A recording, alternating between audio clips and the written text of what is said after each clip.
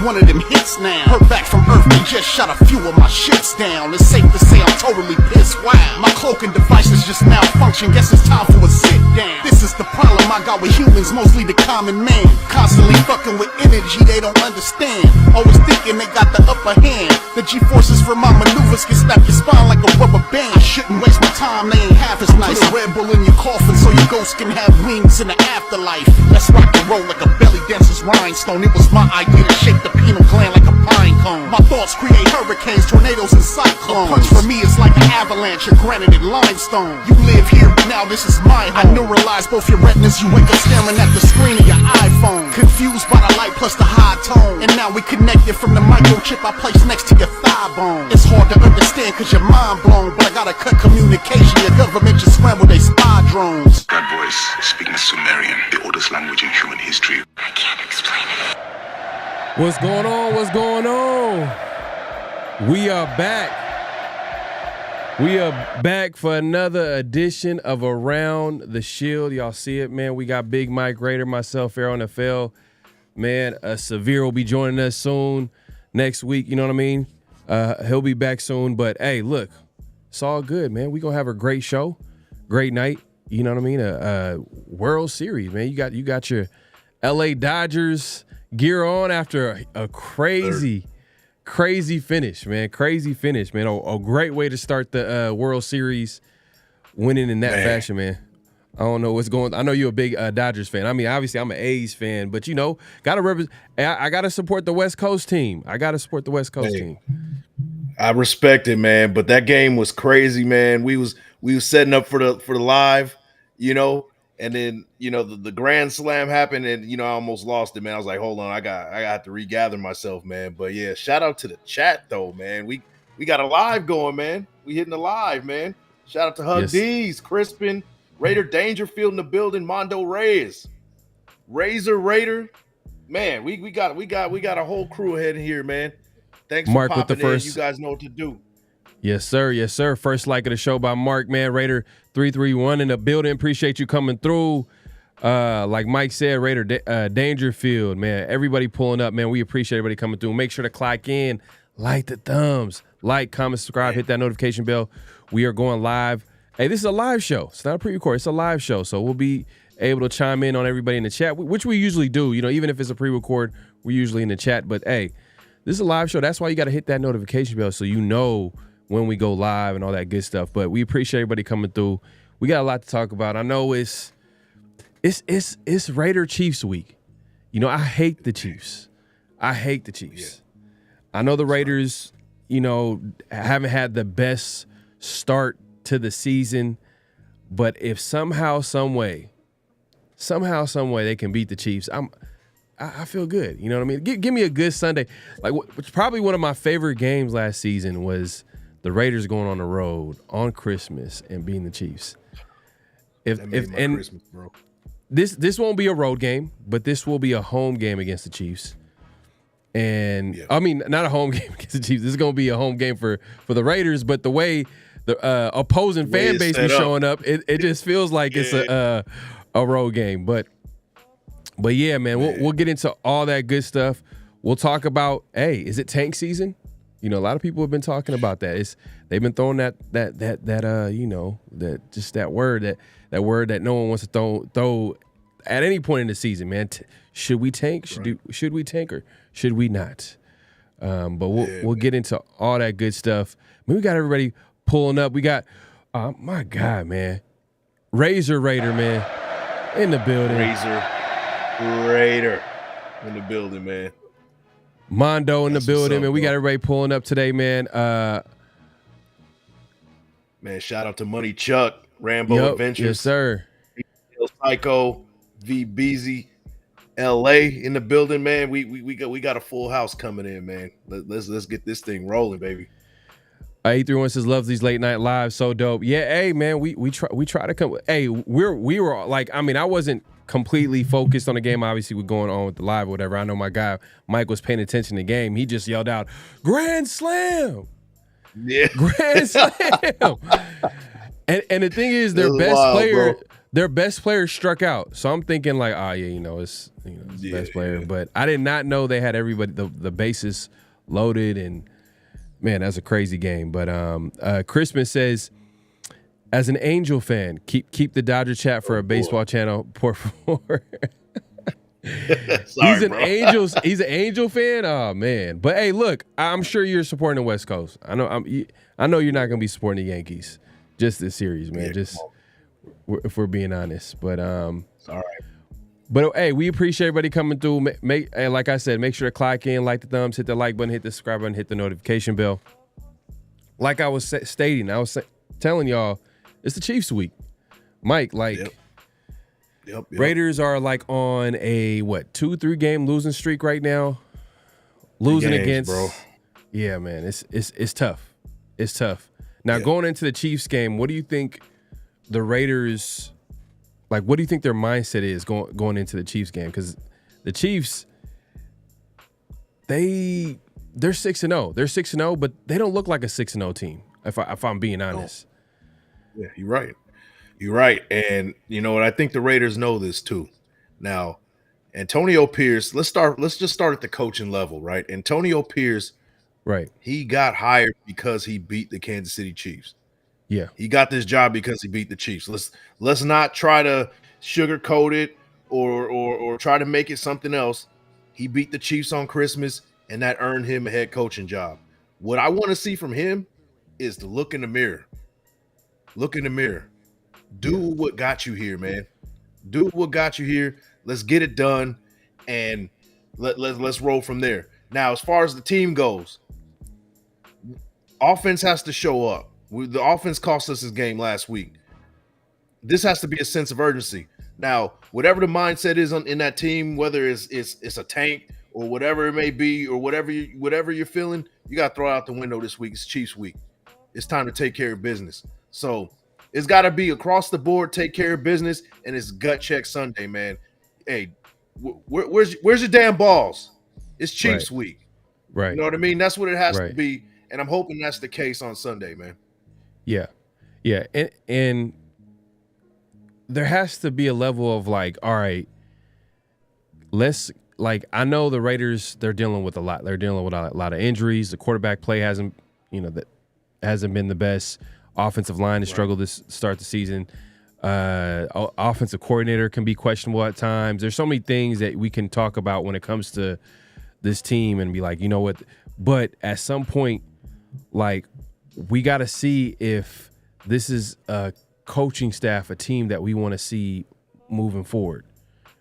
It's because there has been talk where people are questioning AP, and even though I think AP should get another year, like if he loses the locker room, do you want to give him another year? You know what I mean? Is that's going to be tough, right? And we never know with the Tom Brady hire how that's going to look like, and his influence on what the Raiders' decisions are moving forward.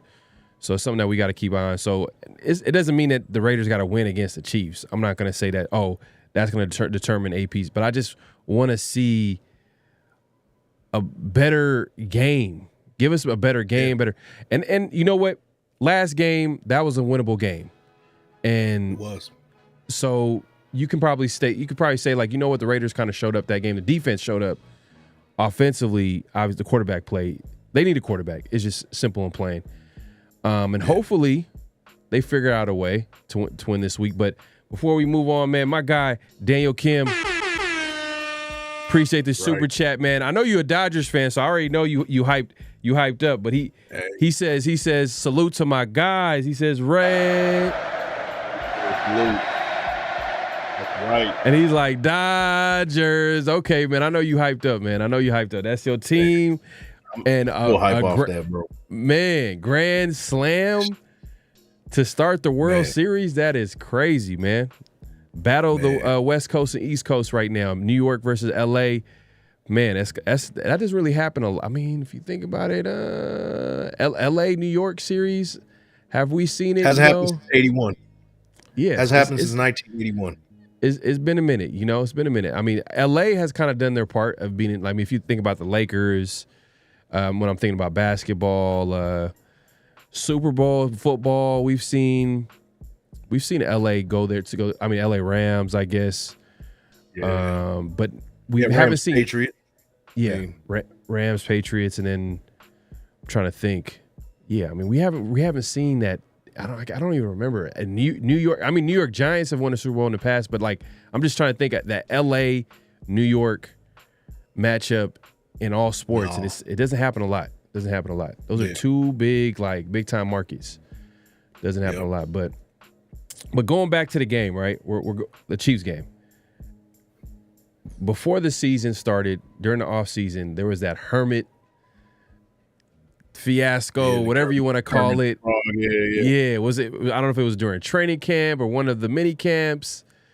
One of the fans brought the Muppet, and it went viral, and they ended up asking, Mahomes, and he tried to brush it under the rug, but competitor, he's a competitor, so I'm sure he's like, all right, y'all talking now. So it kind of adds a little bit of fuel. So you think that might add? Do you think that might add a little bit something to this game, just because, or do you think it's not that big a deal? You know how I feel about the whole motivation thing. Like, hey, if you're not motivated to play this game, don't play the game at all, right? That's how I feel about it. But I will say this. It's going to be real chippy. It's going to be a little extra chippy at after the whistle, in between the whistle. You know what I mean? It's going to be some jaw jacking. Like, it's going to be a lot of extracurriculars in this game just because of the stuff that was leading up to this, So Raiders got something to prove. It's a pride thing for the Raiders at this point. They're 2-5. Nobody's counting you to win this game. In fact, people think you're going to get blown out.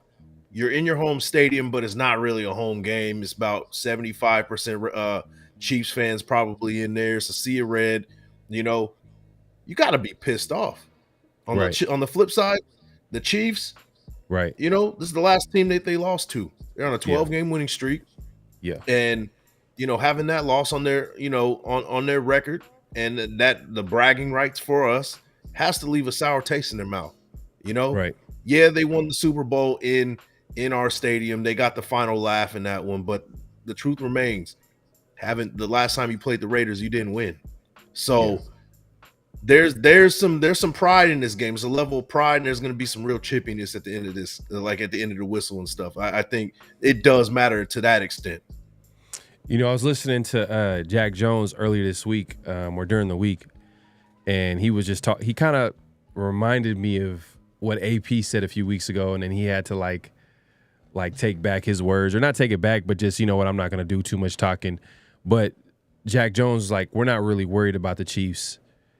We're worried about us more than the Chiefs. And I'm like, oh man, I don't know if you want to go into a game not saying that, especially because it just it kind of reminded me of what AP said. I don't know if you looked into it that much, if that makes a big deal, but I don't know, man. I just think Raiders got their handful this week, but I mean, the Chiefs' offense ain't really prolific right now. I mean, they're not really a top-notch offense. They've been struggling all year. But, hey, you know, it gets to a point where, you know, we've seen it all season. I hate to say it, but teams seem to find their groove against us. And that's one thing we also have to, you know, prevent from happening. You know what I mean? Like, it's a pride thing, you know. Like, I can talk X's and O's all day. I can tell you what the strengths and weaknesses, what do we have to do, the keys to win the game, but it's a pride thing with this one. Where's you know, where are we looking at this time? You know what I mean? Like, are you guys gonna come out and lay an egg and disappoint the 25% of the Raiders fans that still want to support you in that stadium? You know, like you got to bring some pride to this game. You got to bring something that we can be proud of at the end of the game. You know, because all season, I don't even care. We're 2-5. Those two games we look like ass too. Right. We could very well be 0-7. So yeah, you know, do something that'll make us proud this week. That's how I feel about it. You know, that's where I'm at. My guy Severe in the building says, my guy Big Mike looking like he just got put on 6-0. Don't even start that shit, bro. Hey, man, before we get started, man, shout out to Crispin with the $5 haymaker. He says, I understand getting a better pick, but I hate losing. Let's just beat out division rivals, then trade up for a quarterback, new OC, and keep AP for another year. Hey, I'm with you, man. In division rivals, you gotta win those. Play hard, you know. You can't come out there and lay an egg for the fan base. What is that saying to the fan base right now? I know people want to tank, and they're gonna, you know, that's the way of coping with this thing. Like, oh, we lose, but hey, look, we're getting closer to that first round pick, that number one pick, guy. Like, right? Come on, man. We want to win. We want to win. I want to beat the Chiefs. So that kind of talk, man, it's past me. But you know, I know we're gonna talk into that topic a little pretty soon. But yeah, you can probably get an idea how I feel about it, bro. Yeah, and you know what I was gonna bring up too. This week can be a first for the Raiders, is actually beating the Chiefs in Las Vegas. They have not done that since they moved to Las Vegas. They have not beat the Chiefs in Las Vegas. I mean, they've won a couple of times. I mean, they haven't won a lot of games against the Chiefs. We're being honest. The two games that come to mind is obviously that game, you know, with John Gruden coaching the Raiders and Derek Carr at quarterback, and that was one of those. That was where John Gruden literally takes the Raiders bus, and goes around the stadium like they won the Super Bowl, and then obviously that Christmas game last year, that was a win. So if they can win against the Chiefs at home, that's going to be a first. That's never happened before. That's something they can build off. Like if you can beat the best team in the division that's been dominated, you can build off that. You know what I mean? And that's what we said last year. But hey, if we're being honest, man, you're not going to win a lot of games when we don't have a quarterback. We try to be nice about it during the offseason. We try to say, you know what, there's a way to win games without having a quarterback. But hey, when it's bad. It's not even the quarterback play is not even like you can't even win games. Like we're turning the ball over. You know, we're not getting the ball giving the ball to the playmakers on a consistent rate. You know what I mean? But obviously, that's what we want to see happen on Sundays. But it's not happening right now. But That being said, man, we appreciate everybody coming through. Make sure to clock in, hit that like button, hit that subscribe button, hit that notification bell. Martinez in the building, man. So I'm driving Uber while I listen to y'all live, fellas. So Passion's getting them some live. Hey, man, appreciate it, my guy. Right. Appreciate you. Hey, that's how you do Tell it, them to bro. go pull up and subscribe too, man. I don't care if yo. you're not a Raider fan. There Pull you up. go. That's right. There you go, man. Christian says West Coast all day. Raiders 7-5. You said you a Knicks fan. Okay, we got Knicks fans in the building. Okay. You know, that's interesting. Okay. Old school says he said Lakers play tonight? And the Lakers play tonight, right? I think they did. I'm not paying attention to basketball right now. Is Christmas? Is that the first game of the season? Christmas is when the season starts. After the football season's over, man, that's when I start watching. Man, hey, that's a football purist over here, for sure. For sure. Yeah. But let's actually get into the injury report real quick. Let's actually take a look and see what's going on, and see if how healthy the Raiders are going into this game, man. Let's see. Let me go ahead and share the screen. Let's see. All right. Pull this up. All right. So what is it looking like this week? Okay, we got Harrison Bryant on the injury report. He's listed as questionable. Let me see if I can make it more obvious right here. Okay, there you go. So he's listed as questionable. And that's a big piece for the offense right now. I mean, if you think about it, I mean, I don't want to say huge piece, but like, with Mayer kind of being out and then, Harrison Bryant kind of being that blocker and complimenting what Bowers is doing on offense. So hopefully he can be healthy. Adam Butler was on the injury report, but he's good to go. Maxx fully practiced on Wednesday, did not practice on Thursday, fully practiced on Friday. So that ankle is feeling better. That's good to see. But he's not on the injury report. So he's good to go. I mean, he's a warrior. Tommy Eichenberg, questionable this week with a quad. Myers, fully practiced on Friday. That's a good sign. But he's still listed as questionable, but he fully practiced. That's a good sign. It's a great sign. Seeing Cole Miller on this, kind of I was a little concerned, but then he practiced on Thursday and Friday. That's been him all season. He takes that Wednesday practice, he sits it out, or he's like limited, and then as the week progresses, he's out there. So I wasn't concerned. Yeah, but offensive line kind of is gonna have their depth tested this week. Dylan Parham is out. He's out this week. He's out with the foot, but his replacement didn't do too bad. So, and we'll get into that in later in the show. Jordan Meredith, right? Let's see. Gardner Minshew was on an injury report, right elbow. Interesting, but he fully practiced this week. Jacorian Bennett on the injury report. I don't know. Man, tell me. It sounds like excuses here. Oh, my elbow. That's my elbow. That's why I threw that pick. Right here in this area. Like, come on, bro. Man, come on, man. What are we doing here, man? But Minshew he's good to go. And look, they did pick up that quarterback. What are your thoughts on Desmond Ridder, real quick? He has some upside. Third year in the league. Yeah. He got cut by the Cardinals in the preseason. Yeah. But he seems really grateful to get a second chance. He was real emotional when he was interviewed on Wednesday.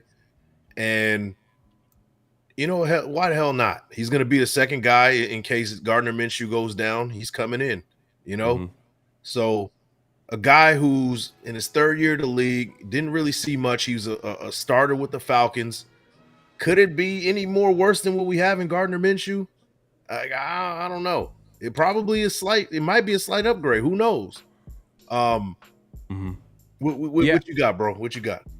I will say this. I'm not sure if he's going to be able to contribute to this team coming in late in the season, middle of the season. But I will say this. He does offer something that none of the quarterbacks offer. And I think his mobility by far is better than O'Connell and even Minshew. People talk about Hey. Minshew's mobility, but it's compared to AOC, and AOC literally doesn't rush the football. He doesn't buy some time. He doesn't do anything. He doesn't move. He's a statue. And Minshew, I mean, he does, but it's not like it's a game changer. I think Ritter kind of gives you a little bit more athleticism, maybe a little bit better arm, but I'm not really expecting too much, to be honest with you. I will do a slight reach, a little Stretch Armstrong action, right? He was the quarterback of Trey Tucker when he was at the University of Cincinnati. Ooh, They do have a connection. okay. So maybe they unlock something, maybe they regain something. Now, I'm not saying that Trey Tucker was like ever a number one receiver when he was there, but he was a solid option. When they're in Cincinnati, they won a lot of games. So maybe they kind of, pick up where they left off in college and get something rolling. I would love to see Trey Tucker get started again. If that means, you're bringing in, a guy who he's familiar with to do that, I'm all for it, bro. And I know it might not be right away, but give him 4 weeks. Maybe after the bye, he's good to go. You know what I mean? Right. Especially if Gardner Minshew continues to, stink up the joint. You got to let's throw him in. Why not? It can't get any worse. So, that's how I see Desmond Ridder. I'm not saying he's going to be our franchise guy. If anybody believes that, they're delusional, right? Like, Right. but with the defense playing the way they've been playing, we need a quarterback that can keep us in a damn game and not cost us the game. Facts. And that's what's been the problem. Facts. Gardner Minshew cost us the game last week. He cost us the Broncos game. So it's really the offense. Quarterback play is literally costing us the games now. So, if we can get somebody to just minimize the mistakes, we'd be a lot better off. So that's how I see Ridder, somebody who's gonna, limit the mistakes. Doesn't have to be a superhero, just get the job done and mitigate those turnovers. That's all I'm looking for at this point with the quarterback, man. Yeah, facts. My expectations ain't really too high when it comes to Desmond Ridder coming to the Raiders at this point, but I just feel like where was this move back in the offseason, training camp, where you hear these beat writers who are there every day watching these practices, and they're literally telling, like, every update that we're getting, everything that we're hearing from the beat writers. We had Deshaun Reed earlier in the season, and he said it was bad. The quarterback play was bad the entire offseason. And guess what? It's been bad this entire season so far. So my thing is, where was that move where you pick up a quarterback at some point in the offseason where you give him some time to actually, get used to the playbook and maybe possibly, can be a factor? But they didn't do that. They didn't make that move. They decided to go with Minshew. And I think that's pretty interesting. And I posed this question like last week or the week before, where I'm like, is this part of the plan? Like, did they do this on purpose, knowing that they missed out on the quarterback in the first round, and then they're like, you know what, we're gonna have to try to get our guy next year, and then they just decided to forego taking a quarterback in the draft, picking another quarterback after seeing the quarterback play the entire offseason, and now you pick up Desmond Ridder. Yeah, I mean, I think that once you get to training camp and you're a few practices in, you're a couple of weeks in, the writing's kind of on the wall a little bit, you know. And at that point, it's like, well, let's let the cards fall where they may, and let's see where it takes us. If that means that we're gonna get a top 10 pick next year, then that's what it is, And I don't think the sky is falling for anybody. They want to compete. But when you're playing with a pea shooter, everybody's got bazookas. It's you're not going to win many matchups that way. So that's kind of where we're at right now. So, and I feel like that they knew this probably around 2 weeks into it when Gardner Minshew wasn't looking great. Aiden O'Connell wasn't as expected. They kind of knew what they had, and now we got Aiden O'Connell out. So now you need another quarterback, and maybe injecting some new life maybe a different change of scenery with another quarterback coming in might make it step up just a little bit. I'm not expecting a miracle, but just somebody that's, like I said, man, somebody that's not going to be throwing a bunch of turnovers. You know what I mean? Like putting the defense in bad situations. That's what we're getting right now. So anybody's better than what we got right now, man, to be honest with you. I think the Raiders took an approach of like, we're not going to get our guy in the first round. We're just going to wait until next year to get our guy. And we're not going to invest or try to, win with some project, especially AP, because everything kind of like, if once he attaches himself to a quarterback, then like his days are kind of will get numbered a little bit. But I think now, like, I feel like his best thing would be like to be like, you know what, let me get my guy right now. Like let me get my quarterback and let's see what we can do. But we'll get into all that, man. This is plenty of time to talk about who the Raiders can get in the upcoming draft. And that's actually going to be what we're going to be talking about around the nation. But before we get into that, man, let's look at the Chiefs injury report right here. We got Mike Dana, DN, he is out. Juju Smith-Schuster is out this week.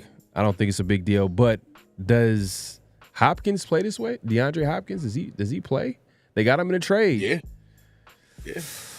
I mean, is he gonna be man? That's gonna be tough, man. I like at this point, I don't know if Hopkins is the same receiver he was a few years ago, but you never know, man. You never know. You put him in. It's his first week back, so he probably has to get used to that offense and that playbook. But Andy Reid is a magician back there. He'll figure out a way to get the ball to the playmakers. Those type of wide receivers end up finding a second win when they know that a championship is hanging right in front of them. Right. Yeah. So, yeah. You might see a different gear with him. He was in Tennessee, I forgot he was in the league, to be honest with you, man. Like, yeah. Like it was kind of in that situation, and now he's with Kansas City. He's kind of finding a new life to his career right now. That's what I would assume. Yeah. So, but as far as the first game goes, it's going to be limited action. I don't think he's going to be out there a lot. He might get a couple of catches. I don't think he's going to break the game or anything like that. This isn't DeAndre Hopkins from 5 years ago. You know what I mean? This isn't that same guy. So, he'll get his catches, but I don't think he's going to break the game or, be out there being a huge mismatch and things like that. He'll play his role, very limited, but that's about it. Okay. Mr. Marty March says Desmond Ridder will play some in RPO and short yardage plays. My prediction. We'll see. I think as time goes on, maybe they might. I'm not sure if they're gonna do that in a short week. He came in the middle of the week. They might put him in a couple of plays. It might happen. Yeah. It might. He's listed as the number 2. If Gardner Minshew stinks it up the way he's been stinking it up, Desmond Ridder is going to be in there because why the hell not? You're not, what's the difference? You know what I mean? Like that's you have a guy who's throwing a bunch of interceptions, causing a lot of turnovers, or somebody doesn't know the offense very well. Right. Well, it's pretty obvious the other guy doesn't know the offense very well either. Right. What do you got to lose at that point? That's all I'm saying, bro. Like, that's funny, man. Yeah, nah, facts, man. But yeah, that's gonna. Yeah, I know, facts. It's interesting. We'll pay attention to that. I mean, obviously they felt like they needed to get a quarterback because the quarterback play has been bad. But obviously with AOC going down, they felt like they needed to get a guy in there for depth reason. But we'll see, man. The way the quarterback play has been this season, we're gonna see every quarterback until the season ends.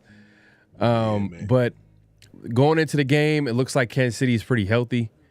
Compared to the Raiders. Raiders not too bad. I feel like they're healthier than they've been. But we got a few guys listed as like, questionable going into the game. So we'll see. We'll pay attention to that. Probably game time decisions for a couple of these guys. But yeah, we'll see. We'll see, man. Appreciate everybody coming through. Make sure to clock in, hit that like button, hit that subscribe, and hit that notification. Are you about to say something? Yeah, man. Rambo with the 100 bot haymaker from Thailand right there. He goes win. GM will get rocked. Desmond Ridder, 12 interceptions, 15 fumbles, 9 lost in 15 games. He's a turnover machine too. Unless defense gets 3 turnovers and 1 score, we're going to get smoked. I mean, I can't. I mean, bro, like, can you the people that say stuff like this, can you blame them for feeling that way? I mean, the way the Raiders have been playing all season. But you know what? I think the Raiders are I don't know, man. I don't feel like that they're going to go out there and get smoked like that. I think they're going to keep it competitive. You know, at the very least, keep it competitive. But we'll see, man. But appreciate you with the 100 bot, Thai bot. That's, you know, he's from Thailand. That's what the THB is.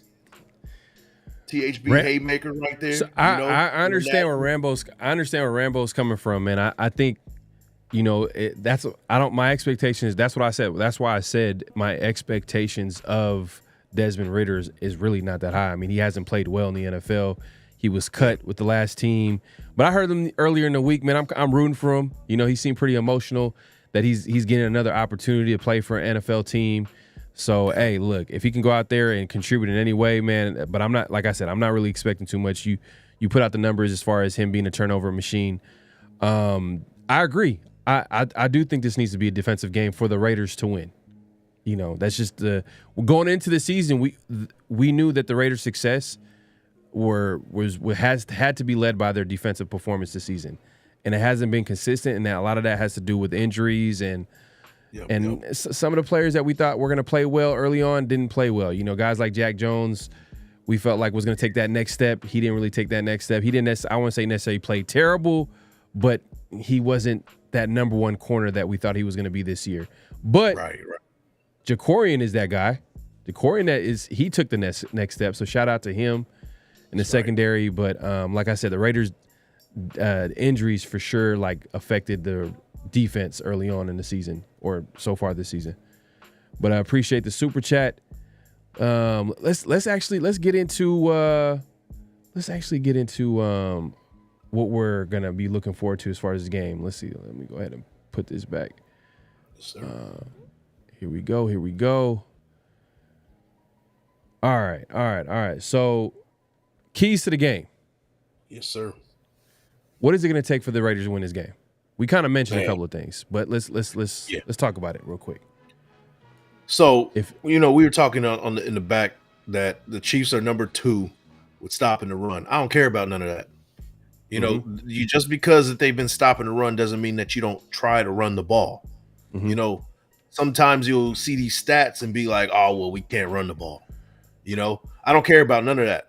I want to see them continue where they left off, getting the running backs involved. You know, Madison's coming off of his best game of the season. I think he had like 92 yards, 4 yards a carry. The team had 122 yards, 4.2 yards per carry. They're starting to get the run game going. You know, the offensive line seems formidable right now. A lot of people are saying that they don't look great. Right. I think considering that we have 2 rookies up front and a backup guard at Jordan Meredith, and we'll talk about him later, they're getting the job done as far as moving guys. We're starting to see this run game starting to form. We're starting to see this happen.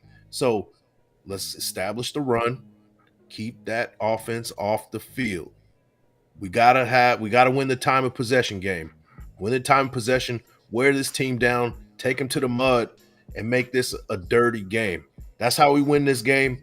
And on defense, they like to run a 12 personnel. They run a lot of 12 personnel. Travis Kelce is Travis Kelce. We know what he's going to bring, but their second tight end, Noah Gray, is the guy that we got to be looking at. He is a guy that can break us as well. There's been times where, he's the main guy in town. Travis Kelce, for whatever reason, is not getting the ball. Noah Gray is. So we got to stop that, and we got to not make this a game where Mahomes finds his groove. He looks not great this season. He's throwing a lot of interceptions. His touchdown interception ratio is not great. And this is where we have to keep that going. If he comes out here and he finds his groove against us, it's just going to be an embarrassment. So, hey, stop the tight ends on one end on defense, and then on offense, time of possession, win that. And then take them to the mud, and win a dirty game. That's how you win this game. I agree. I agree 100%. It's going to be, to me, I feel like the Raiders got to make this an ugly game, defensive game. I've been saying it all season. That's going to be the key. If you wanted a key to the season for the Raiders to win, if they were able to win every game, make it ugly. Is that likely to happen? No. It's just the way the Raiders are built right now, and way they're, it's just, it is what it is at this point. But, so I agree. But I will say, on offense, if there is a weakness to this Kansas City defense, it's stopping tight ends. And they're not really good. They're actually according to PFF, they're 32nd in yards per route run allowed to the position. So that should tell you right there, like, hey, our guy Brock Bowers, who leads NFL tight ends right now, 47 catches, he's at number two behind all receivers. So the entire NFL, he's number two as overall in catches when it comes to receivers and tight ends. So this should tell you how much Brock Bowers is dominating this season at his position, but overall as a receiver. So on National Tight End Day, which is this Sunday, it got to be the Brock Bowers show for the Raiders to win. So it's a big key to this game is definitely going to be Brock Bowers. We're gonna have to find a way to get him the ball. I mean, it's bottom line. I got some for everybody to kind of, put it in your pocket and hope for it to grow, right? Now you look over what's going on with Washington with Jaden Daniels. He's probably going to be out. Like, he's been dealing with injury, right? Right. He was, to me, the front runner for Rookie of the Year. If Brock Bowers has a game-breaking type of game, couple touchdowns, 100+ yards, 10 catches, something like that, like we're suspecting him to do, he's going to be the Rookie of the Year front runner after this game. Hey, I don't know, man. I think it's going to be close. I mean, I know it's when it comes to awards, offensive awards, it's like it's a quarterback's league at the end of the day. Yeah. But I think Brock Bowers is doing everything that he can to win any award out there because he's breaking record. He's literally not just for a rookie, like he's number 2 in the NFL. You know what I'm saying? So we'll go ahead. Before I got another one for you. I said this on my show. Let me give you the exact what's going on with Brock Bowers, because what he's doing is amazing. I gotta scroll down. I gotta find this real quick. So bear with me real quick, man. No doubt. Brock Bowers is what he's on pace to doing is amazing right now, man. Let me find it. Real quick, I'm about to hit up these super chats real quick before you find it. Rambo Adventures again, man. Appreciate the super chat. He says my biggest happiness this season would be if Maxx sends Mahomes to the IR. Even if we lose, second on the list, Bowers wins Offensive Rookie of the Year. We just got done talking about him. And third, AP and staff are fired, man. You're not an AP guy, man. You're not an AP guy at all. Damn. You want AP gone, but hey, look, I'm not a big believer in firing guys after 1 year. This is just bottom line. Like, you got to give people more time, and give him a quarterback. Let's get some more depth on his team defensively. Like, at the end of the day, offensive coordinator. You know what I mean? So like, let's see if we can improve on those things and go from there. But appreciate the super chat. Psychedelic. I got this. Oh, psychedelic with the haymaker. Let's go, man. Appreciate the super. Salute to you, bro. Appreciate the super chat. With just a simple salute emoji, man. Appreciate you coming through. Appreciate the super chat. But Mike, yes, sir. Go ahead and break it down real quick. Yeah, this shout out to the 33rd team on X, man. They put up some great stats. They break it down for you. Brock Bowers is currently on pace to break Puka Nacua's NFL record of receptions in the rookie season. Nakua set the record with 105. Bowers is on pace to have 114, which will also be a Raiders record. So he's doing something special, man. He's doing something special. So, man, I had to put it out there, man, because it's worth saying. If he has a big game against the Chiefs, and he's a big part of the reason why we upset the Chiefs, You Yeah. got to put him in the favorite to be the rookie of the year. I really don't care. I know it's a quarterback, centered award kind of deal, rookie of the year and MVP and things like that. But bro, let him be the first tight end in history to get one of these awards, man. He's playing at that level. Let's get him. Let's give it to him if he's going to play this way, man. Yeah. And I'm going to add to another key to winning this game. You mentioned running the football. Definitely got to run the football, even though the Chiefs are like, third ranked against the run. They're one of the top ranked defenses against the run this season. And on top of that, like they're like number 2 or top 3 in pressures. So it's the offensive line needs to come out and have an A game for the Raiders and win this game, especially because you're gonna have to protect the quarterback, give Minshew some time. I don't know if it will matter because Minshew will somehow, some way, hey, I'm gonna be positive. Hey, look, if Minshew can doesn't turn the ball over, get the ball to Brock Bowers. If we can run the football, I feel like 3 or 4 weeks, 3 out of the 4 games, we've went over 100 yards rushing. If we can continue that, hey, Raiders might have a shot. Against a Kansas City team, like I said, they don't look like a 6-0 team. This is not a team that we're like, oh my God, we're gonna get blown out. It's not one of those deals. I just feel like this is a team where the Raiders can possibly win the game. There's a chance. I'm just throwing it out there. But I agree. Yeah, man. I would say it's offensive line need to bring their A game. Brock Bowers show, and yeah, man. Hey, look, it has to be ugly, man. It has to be an ugly game. Raiders got to figure out a way to turn the ball, force some turnovers, score some points for the offense. If we're being honest. Yep. You know what I mean? If you want to add to that, Mike, hold on one second. Yeah, man. Hey, shout out to everybody that's popping in, man. Man, we got Money Chuck. He's going at it with some folks, man. Crispin, J.A. Reese Rock in the building. He says, even if we lose, make sure Mahomes' face eats the ground. I want him looking like Professor Clump because he had a buffet of pain and dirty. Man, shout out to Reese Rock, man. I'm with that, bro. I'm with that for sure, man. Rambo, he says, if GM doesn't, Gardner Minshew doesn't turn over the ball, and Santa Claus is bringing me a Ferrari for Christmas. That's hilarious. So the hope is gone in Raider Nation, man. Hey, I hope they give us something to be proud of, man. I think we can keep this. We can definitely keep this competitive at the very least, man. Yeah, I hope so too, man. And look, I appreciate everybody coming through, man. Make sure to clock in, hit that like button, hit that subscribe button, hit that notification bell. But yeah, man, that's it's gonna be a tough game. It's been a tough season so far. I'm not gonna act like this is a winnable game. The Raiders are gonna win this game, but there's a slight chance I could see the Raiders kind of coming out here. It's a rivalry game. It's a divisional game. You know the Raiders hate the Chiefs. The Chiefs hate the Raiders.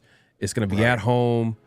AP is going to try to have this team playing hard at home, and you never know. Maxx Crosby, we just seen the injury report. He looks like he's healthier than he's ever been this season. He's back. He's back. I mean, he's had some rest days. I'm sure they gave him a day off on Thursday, but he's pretty much fully practiced almost the entire week. So we'll see, man. And that's probably another part of it too. The Raiders defensive line needs to dominate this game. They need to dominate this game. And also, man, what needs to happen is no untimely penalties. Like the Raiders have been pretty good with not having a lot of penalties, but the penalties they do get has been super untimely. It's been to the point where it's debilitating. It's ending drives. You know? Like, oh, you had like 6 penalties. That's not too bad, but 4 of those 6 penalties is ending drives, or in our case, we're going for it on 4th and 3, and then it turns into a 4th and 8, and then now we have to kick a field goal. Like those type of penalties. Let's not shoot ourselves in the foot in a way where it's like super detrimental to where we can't get out of a hole. That's what happened last week. So, that has to happen too, man. Just play smarter football, and you got yourself a chance. Right. Facts. 100%, man. But let's move it along real quick, man. Let's talk about what everybody's been talking about this week, man, or one of the conversations that's happening this week. Because obviously this is a tough game. The Raiders have had a tough season so far. It's around the nation time, man, and around the nation, what they're talking about, or one of the conversations they're having, is should the Raiders tank and get that that favorable first round pick position to get their quarterback of the future this season, because obviously the quarterback is not on the roster right now. The franchise guy is not on the roster. And part of the reason why the Raiders are not winning games is they don't have a guy back there to play well consistently. And I think shout out to The Athletic. They had a projected win total. Now, this is kind of depressing. I'm just going to give y'all forewarning right now. I'm just going to let y'all know this is depressing to just look at. But we're just going to talk about the draft real quick and what that can look like if the Raiders get a top pick. So I'm going to go ahead and put this on the screen real quick. Y'all can see it. So they got New England getting the number 1 pick at 4-13. Carolina 4-13. Cleveland 4-13. Tennessee 5-12. The Raiders 5-12. Now,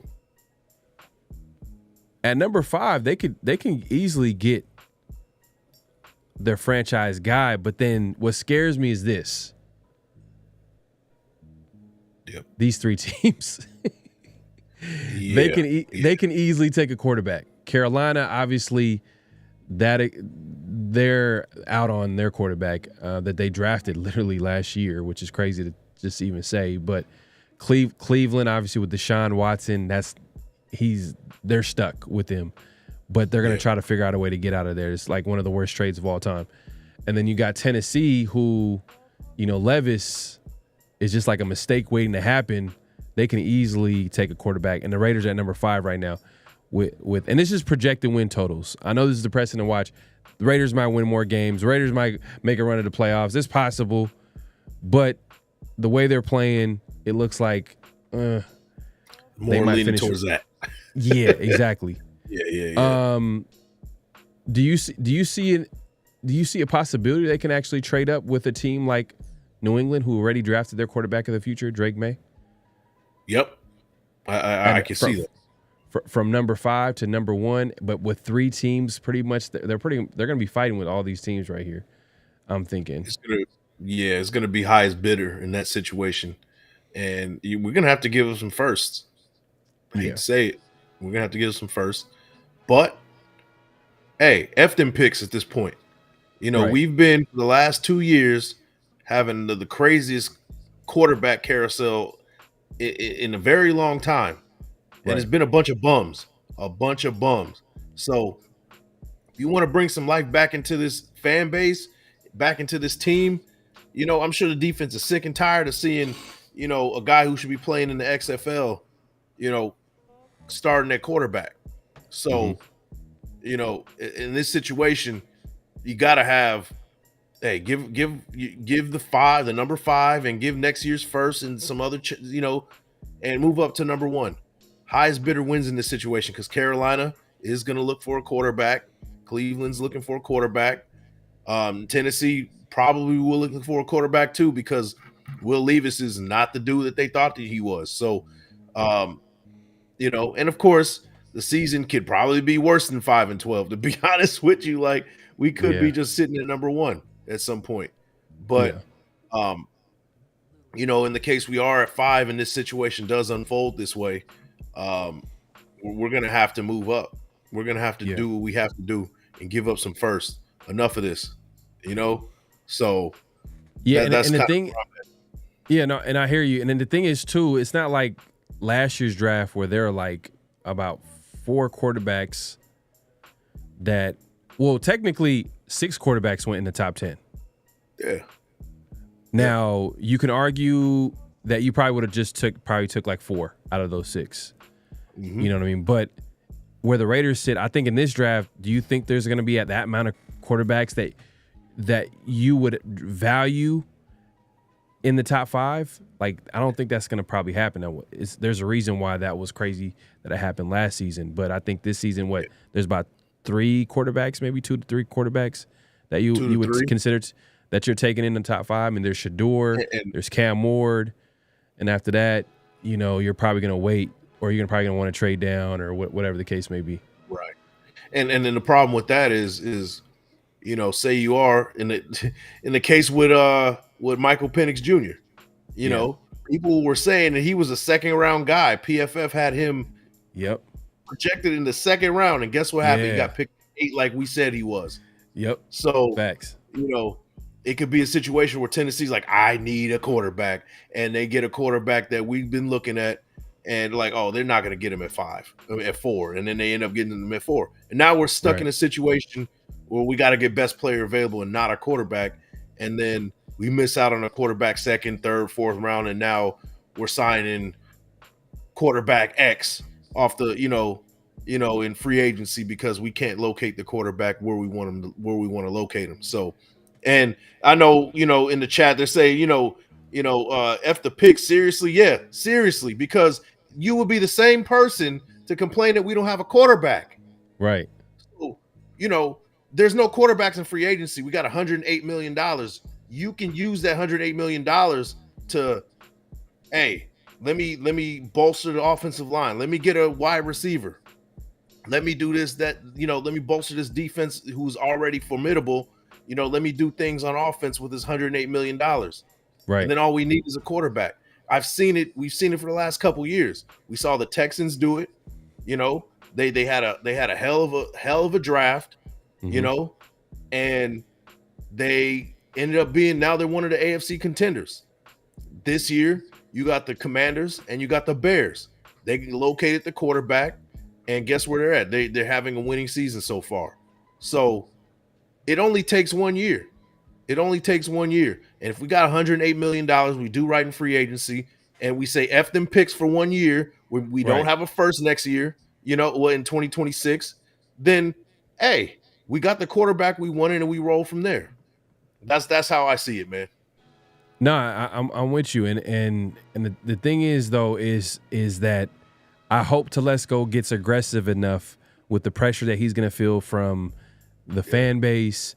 I'm sure Mark Davis wants to get a quarterback for this team, but now you got another guy who could very well, I mean, pretty much is his boss. I mean, because Mark is going to empower Tom Brady. Best believe. Right. I think the plan, I don't know. I just feel like this deal that he has with Tom Brady, I just feel like it's even a bigger deal than what people are talking about. And I think Tom is probably going to really be a big influence in making this happen as far as like trading up. So I'm sure Telesco is going to have to figure out a way to trade up, which is not his style, where he's super aggressive. So and that's if the Raiders finish at number 5. That's if they finish number 5. Yeah. If they finish number 5, they're going to have to figure a way to get somewhere basically here. Number 1. Right. I mean, they can't risk trading up because there's too many teams that are going to pick a quarterback. But real quick, man, Rambo with the super chat. He says Tank trade Maxx would be disaster for the future. Oh man, I wouldn't trade Maxx, man. Nah, like hey, that's one of those guys. Like, you don't. I understand why people would say trade Maxx or trade a player of Maxx caliber where you can get future first round picks, and because we're heading in a direction of rebuilding. I get that, but I think Maxx is an exception where he represents everything that I think any coach or any team or anybody would want on the team. A great player, but at the same time, he's that culture. I mean, I don't think Maxx is a guy. I don't think he's a big distraction. I think he's a guy. He's a leader in that locker room. I just, they don't have to trade him. I mean, they're gonna have like over $100 million in cap space next season. So it's not like he's a lot of you guys really value these draft picks a little too much. You're gonna get rid of somebody who's a generational guy, an all-time Raider, a guy that is a locker room guy, a guy that sets the table, sets the tone, just to get a couple of first-round picks. That doesn't make any sense to me. I wouldn't do it. It doesn't make sense. Like, you keep Maxx Crosby and you use your money you have, the $108 million you have for next year, and build that way. And if you have to give 2-3 first-round picks and some change, go ahead and Yeah. get rid of it. Go ahead and get rid of it. Get the quarterback you need. You know, and am I saying that these quarterbacks coming up is a sure shot? No, I'm not saying that. But we've tried it any other way.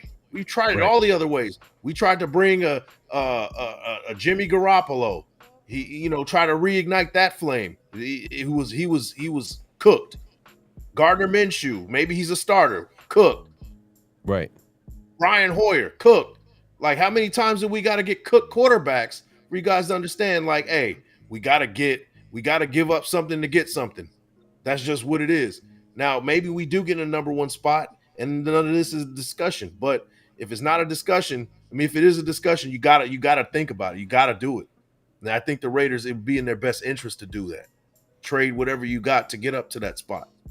Yeah, I agree, man. They got to figure out a way to be aggressive and get their guy. They obviously weren't aggressive this offseason. It felt like just settle in for Minshew and then not obviously trading up. Because I made a point, like, the Raiders could have probably targeted that number 6 pick with Tennessee, who ended up taking offensive linemen, and there were some top offensive line prospects at number 13. So the Titans could have made sense of the move because they would have got extra capital that the Raiders would have gave them, and on top of that, they still would have got a good offensive lineman prospect on top of the picks. But no one predicted what Atlanta was going to do and pick Penix at number 8. So I hate them. I'm going to hate Atlanta for a while. But hey, Rambo does say fire AP, man. Man, he is not an AP guy at all, man. He says hire Ben Johnson, draft QB1, sign lots of 2-year free agent prove it deals. We win 9 to 10 games, season to playoffs.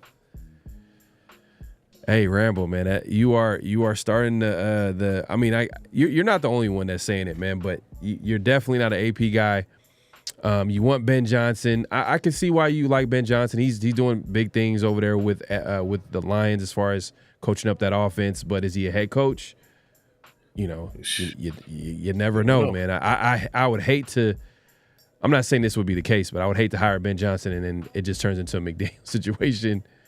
But that's me being a pessimist a little bit, just because, like, McDaniels, man, that was just terrible how it didn't work out. We were all hyped up saying that, oh, this guy is offensive genius. How many top 10 offenses that he ran? But, you know, not every coordinator should be a head coach.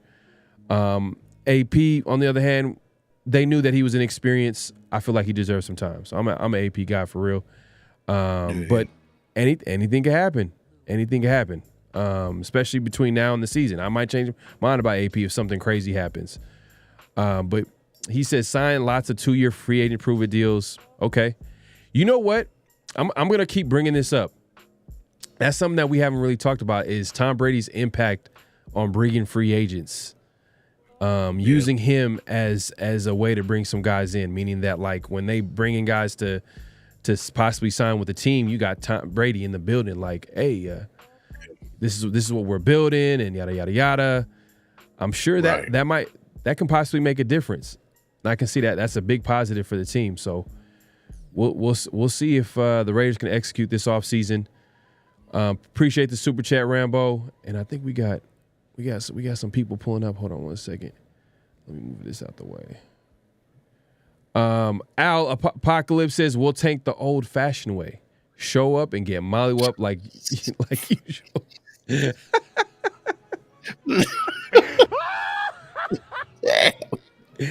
Hey, you know what? All though? hope is lost, y'all. It's crazy.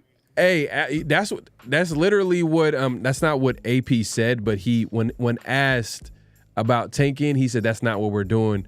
He said we're just not a good football team right now. Yeah. So, like, they're actually trying to win, and it's just not working out that way. So there might be some truth to what you're saying, Al, but that's the thing, man. Like, people say tanking, like we're good and we're just gonna intentionally lose games. No, if you're good, you're gonna win games. You wouldn't intentionally lose. It's usually people that are considered tanking, they just suck. You're just not good. You're just not good. So you know, we don't have to tank. You know what I mean? We just gotta just be out there and just play the game. Right. And more than Right. likely, with what we got at the table right now is not enough. So, Real quick, Mike, man, the other day, 50-50 show every Tuesday evenings with me and Severe, we had a question posed to us, and they asked, what was, I believe it was, who would you rather have, a dominant offensive lineman or a generational tight end? yeah. Who would you get? So when you say generational and dominant, right? It to me, it's the same thing. Same thing, right? Yeah, we're talking about the same thing. So would you rather have a dominant left tackle or would you rather have a dominant tight end? I guess if I had to choose one of the two, I would pick a left tackle. But I know where people are going at. Whoever said this was getting at we should have got Fuaga or we should have got an offensive, a left tackle, right? Instead of Brock Bowers. We didn't know anything about the offensive. Are we hearing anything about the, Fuaga being the dominant left tackle right now? No, but we're definitely hearing about Brock Bowers being dominant at the tight end position. So say we did pick Fuaga and didn't pick Brock Bowers and he goes to the Bengals and putting up the same numbers. Like, then they would be talking about, we should have got Brock Bowers. Like, in this situation, you don't win, right? You don't win. They're saying, what if? To me, I think that we made the right decision getting what we considered the best player because, if we're talking about Trent Williams in his prime and Brock Bowers in his prime, then I'm taking Trent Williams. Right. But who in the draft is there anybody in the draft that's that equivalent to Trent Williams? I don't think there is, So it's kind of a loaded question. And it's assuming that the right left tackle is, dominant. You know what I mean? Like, yeah. And to be honest with you, DJ Glaze is doing well. If we're talking about, I'm not even going hypotheticals now. I'm talking about what we have in front of us right now. DJ Glaze is playing lights out ball right now. He's playing good ball. He has to clean up the penalties. Okay, we got that. But third round pick is playing very well right now. So now next year maybe Colton Miller's on his way out, or if not, we keep Colton Miller, or we get a left tackle in the draft or free agency. You know what I mean? So now we're back in business. So it's kind of hard to answer that question because that's assuming that you have two dominant players at the position, two generational players, somebody at the Brock Bowers level at the left tackle position. Then yeah, I would pick the left tackle, but we don't have that. So far, Brock Bowers is the only one that's been dominant. Yeah, I think the question was posed to say what is more valuable if all things being equal, if it was a great tight end or a great left tackle. I'm going offensive line, man. Like offensive line, offensive tackle. You know what I mean? If it was a guard, if it was like a center, then I would be like, you know what, you can find those guys. You could easily make it, But I think if you have a dominant left tackle, I think it's a game. Look at what the San Francisco is doing with Trent Williams. The impact that he's having. I feel like protecting the quarterback. You see what's happening with one of the problems with our offense is the fact that we can't protect consistently early on. I think it's getting better. Colton Miller looked a little bit less rusty coming off an injury. Obviously, the interior offensive line, JPJ was out. We're figuring our things out with the offensive line. I think that if you have a guy like a dominant guy on the left side, I think it's more valuable than having a dominant tight end, in my opinion. Because how many dominant tight ends have we seen, and have they won? I mean, Kelsey is a great example, but if we're thinking about Kelsey, I don't think he was the main reason why they won Super Bowls. I think he definitely contributed for sure. Like he was their number one option. But if we had to pick two reasons why they won the Super Bowl, it was Mahomes and Andy Reid. Straight up. I mean, I agree. Shout out to Reese Rock. He says Trent Williams or Gronk. That's now you're talking similar level. You know what I mean? But even then, there's levels to that, right? Like Trent Williams, do you consider him one of the best left tackles of all time? in comparison to Gronk being the best, probably the best tight end of one of the best tight ends of all time. Like, Right. I don't know. I still go Trent Williams. To be honest with you, like, yeah, it's the table setter. Yeah. Yeah. But I just, man, because it's all about value. I think if you look at like what positions do you value the most, I think number one would be quarterback. After that, you can go left tackle, or you can go like, pass rusher is definitely a valuable position, a high value position. Having a great player first and foremost, but if all things were being equal and you had to pick, and every player was great, you would want certain positions above others in order to build a football. In my opinion, I think. But hey, everybody is entitled to their own opinions. I mean, some people feel like having a generational tight end over a left tackle, they can make it work. Maybe in today's NFL, you can make it happen. I mean, we've seen the Bengals get to the Super Bowl. And their offensive line wasn't good, and they had a whole bunch of weapons everywhere, with obviously T. Higgins and Jamar Chase and Joe Mixon and obviously everything they had going on. I think they had a nice little slot receiver. I'm forgetting his name. I think he plays for the Titans now. I think one of those teams. Boyd.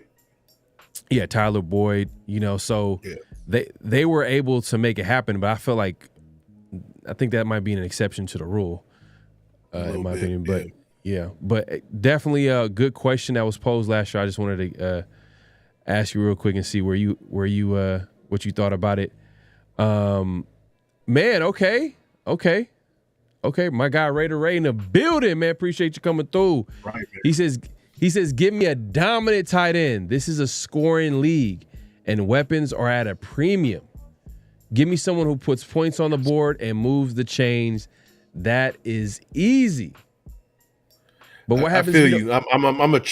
I'm a trenches dude, bro. Like that's the table setter of your offense and defense is the front.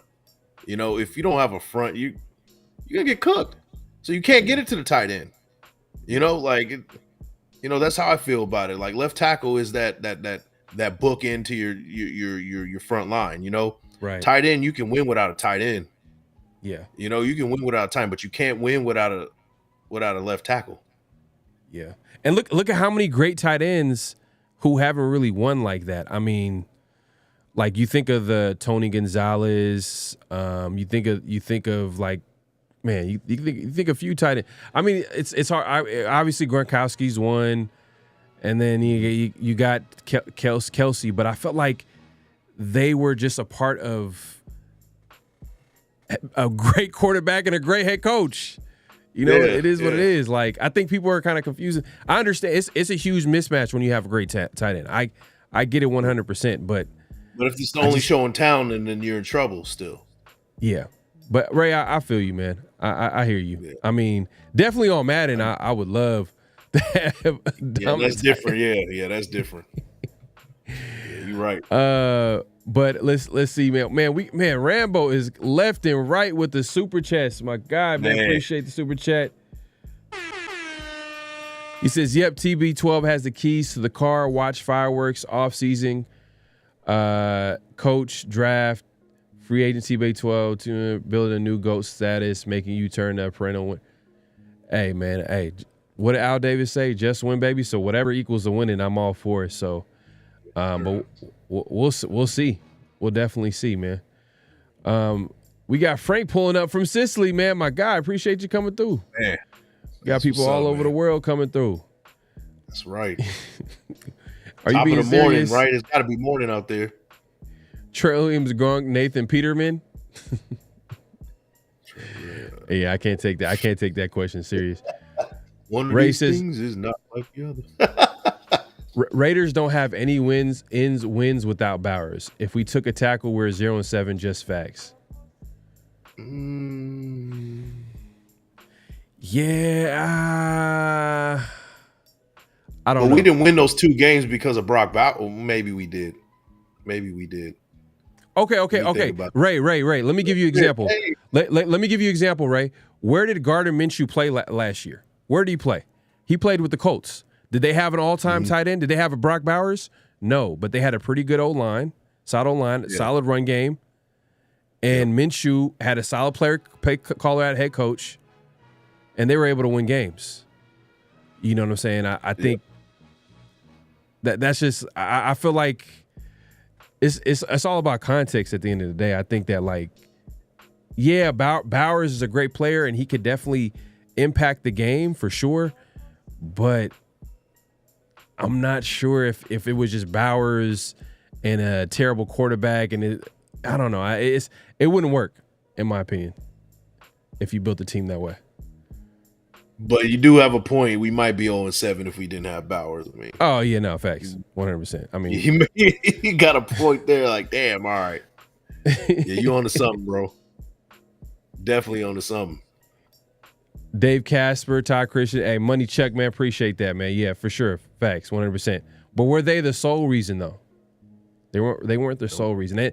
And Raiders were known for having great offensive lines. You know what I mean? They had great offensive lines in the past. So, you know, if you gotta, hey, let's name them. You know what I mean? Shoot, Art Shell. Yeah. You know what I mean? Like, man, they had a full offensive Otto. Like their whole offensive line was legends.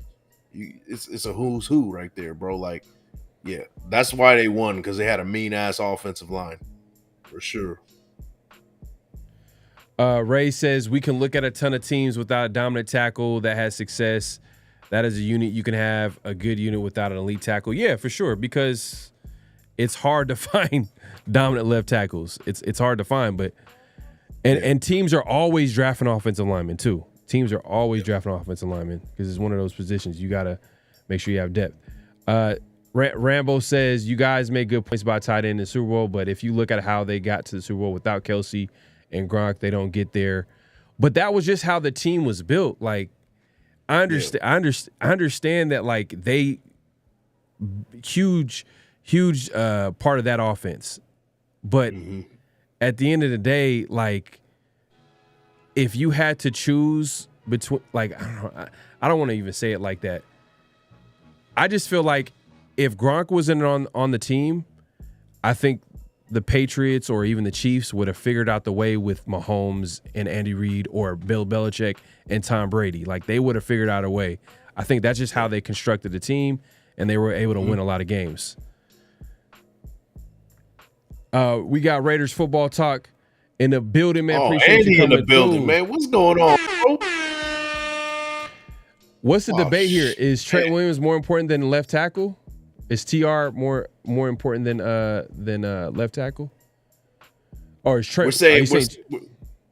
So the debate, bro, is would you rather have a dominant tight end or a dominant left tackle, or a generational left tackle or generational tight end?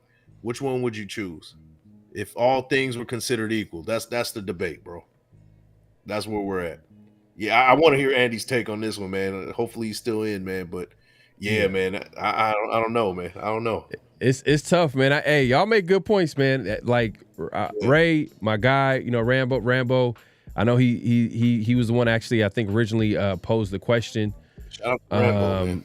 Yeah. So yeah, well, you know, it's a good conversation to have. But let's actually move it along, and in the meantime, we'll check on it and we'll see what people have to say about a generational tight end versus a generational left tackle. Let's move it along real quick. Let's go to it's extra point. You know what I mean? Extra point this week. My guy Mike wanted to point something out this week, and I'm gonna go ahead and put this on the screen so we can take a look at a guy that's been contributing with Dylan Parham out. In a big way, man. In a big way. You know, Dylan Parham's been out, you know, and, you know, we're looking at that right guard position and we're like, oh, man, we might be in trouble.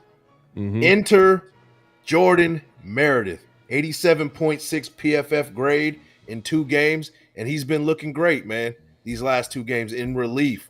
In 122 snaps, he's been looking great, looking right off the ball, real powerful, real, you know, he's going off the ball and moving dudes, right? He's an anchor on the front line, you know. doing his thing, good hand placement, and right there you go.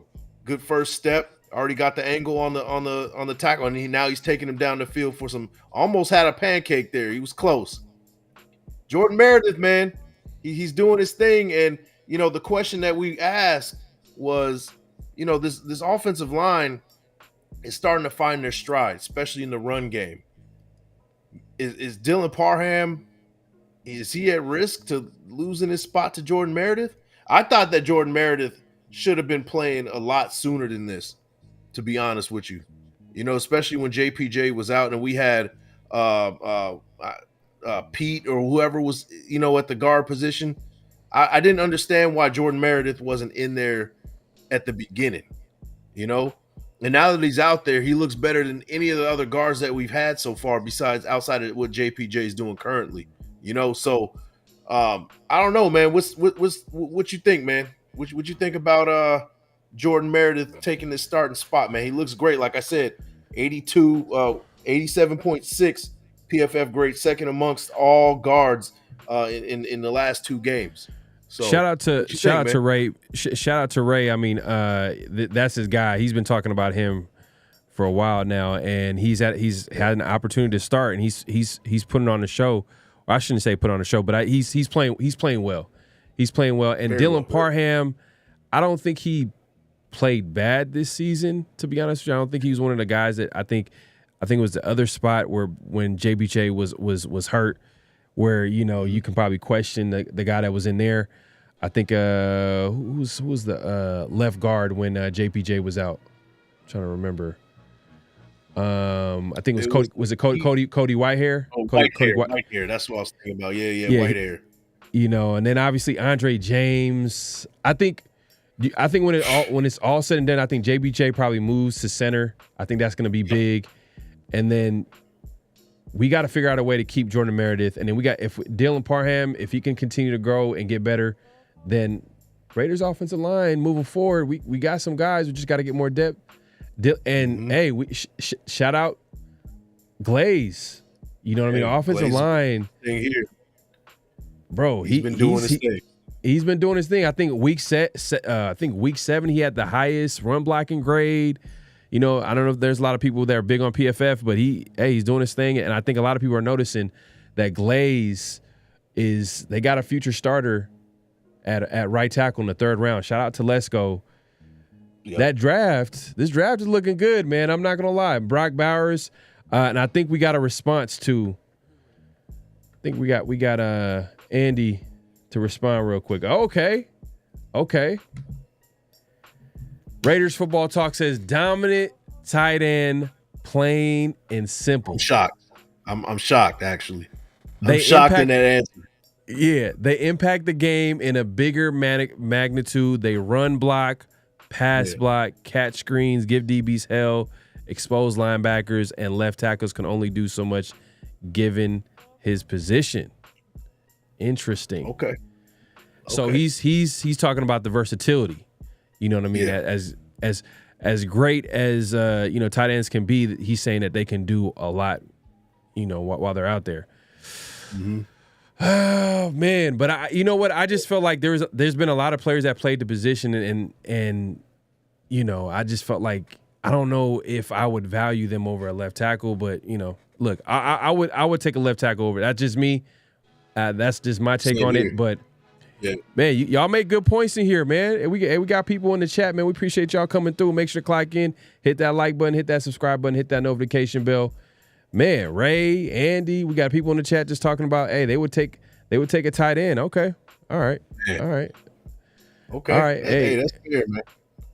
Yeah, look, I said, yeah, I know. That's why I shot you out, because you've been telling me about him like nonstop. Like this year. Glad to finally see he's getting.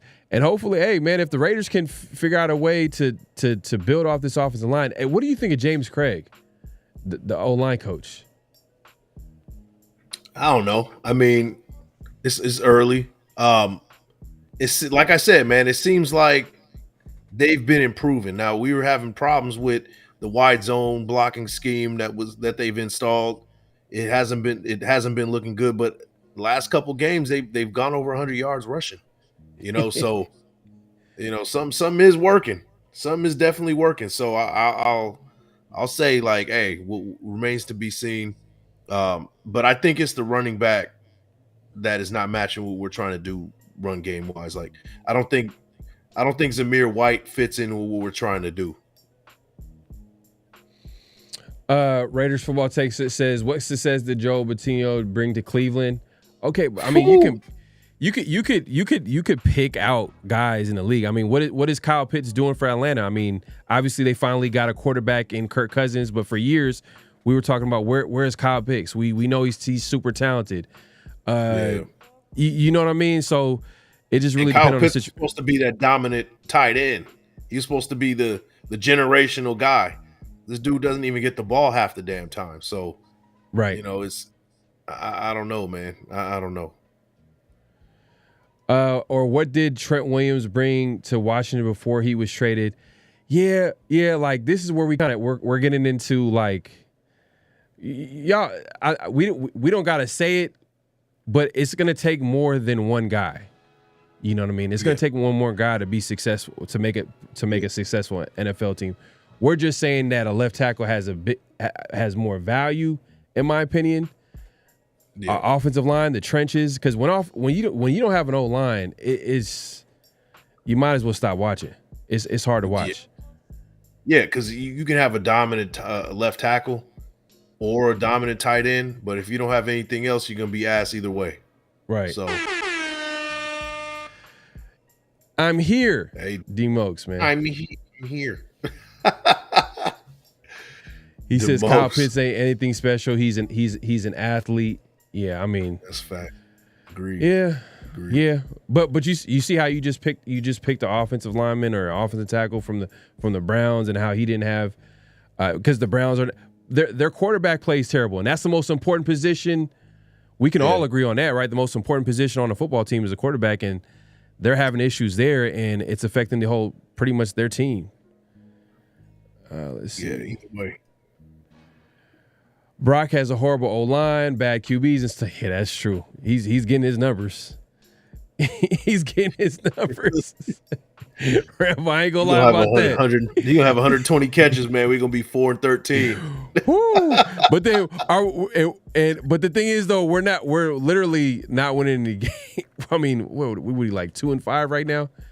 2-5. We lucky to be 2-5, bro. We really lucky to be 2-5. I pick a future Hall of Famer and then Pitts, and is nowhere near there. Okay. What's another great tight end? Another great. I mean, but all the great tight ends are on like good teams for the most part. Like overall, if you just looked at the team, they're all on really good teams. Like Mark Andrews come to mind. That's the Ravens. You know, with Lamar Jackson, and you got John Harbaugh head coach, and I'm trying to think of the Lions tight end. The Lions. The Lions are pretty good. They're a pretty good overall team. I'm trying to think of TJ Hawkinson. He's been injured, but he's one of the top tight ends. He's on the Vikings. I don't know I don't know what you think about the tight end for the Browns, Njoku. He's pretty talented, but he's fringe top 10, but I wouldn't say he's dominant. You know what I mean? Like no, he's not dominant. Yeah. Ray says, if we're asking the question because of the Raiders situation of taking a tight end, I mean, no. I don't think that's not why the question was posed. I can see why everybody was thinking that. That's why I thought honestly, that's what I thought it was. No, not at all. No. The Raiders made the right decision in taking Bowers. Obviously, it's obvious. Like right. We see that the Raiders made a great decision in drafting him. It was just an overall question. Would you take a generational left tackle or a generational tight end? Yeah. You know, I mean, at this point, like, yeah, Brock Bowers was the right decision. Like, come on, man. Like, yeah, no facts. There's no debating that. Yeah, no doubt about that. But yeah, let's move it along, man. It's that time. It's game picks, week 8 game picks. Let's just move it along real quick. Man, we were stuck on that for a minute. Yeah, man. Let's move it along. Let's see. Hold on 1 second. Let me pull this up real quick. All right. Week 8 game picks. And man, you killed it last week, bro. Yeah, man. You killed it last week, bro. Hey, bro. Yes, sir. Yes, sir. So if y'all don't know, we do weekly game picks. We started a couple weeks ago. We forgot to start it at the start of the season, but hey, look, we did start it. And what's on the line? If y'all asking what's on the line, winner has to get a hat. You know what I mean? Or no, not winner. See how I'm trying to trick y'all? The losers have to get a hat for the winners. So basically, that's the whole thing. This week you went 11 and 4. 11 and 3. 11 and 3. See how I'm short. Hold on, let me take a look at this real quick. So you went 11 and 3. I went 8 and 6. Still not as bad as I went in the first week, but I'm holding in. Yeah. I'm holding there. And Severe, he's not here today, but hey, he went 10 and 4, Mr. Consistent. So overall, the total playing it safe right now. And the total record we have this season, Mike, you're 25 and 15. I'm 22 and 15, and Severe is 27 and 13. So Severe is in the lead right now. He's in the lead. So let's actually take a look at this week's game picks, and we're gonna pick the winners. What the hell? Oh man, hold on 1 second. Let's put the screen on. Let's see. Boom. Take this off the screen. All right. So this Sunday, Ravens Browns. Who you got? Yeah, the Browns seem to be reeling right now. If anybody's tanking right now, it's the Browns. But I mean, you don't have to tank if you're bad. Ravens win this one. Looks like Lamar Jackson's trying to win another MVP. Got Ravens. All right. Yeah, I'm picking Ravens. This is an easy one. I mean, but they're gonna have a different quarterback out there. So if we're basing it off last season when a different quarterback came onto the field, Joe Flacco, the Browns were a completely different team. Flacco was able to lead that team to the playoffs. Yep. But I think the Browns got some issues. They traded away Amari Cooper. Nick Chubb is back, but I'm not sure it's gonna make a difference, man. I got the Ravens too. Yep. And Severe also picked the Ravens as well. Yep. All right. And y'all could chime in the chat, man. I'm gonna see what y'all talking about as well. Let's see. We got Titans and Lions. This is the game of the week. The game of the week. Oh man. Yeah, we going Lions on this one. Yeah, Titans, they're probably just as bad as the Browns right now. I got Lions. You got Lions? Okay. All right. Yeah. All right. Yeah, I got the Lions too, man. There's no way I'm gonna pick Will Levis against any good team. I mean, he's a mistake waiting to happen. And I think Severe for sure picked the Lions. He picked the Lions. He's not crazy. Yeah, he's not crazy.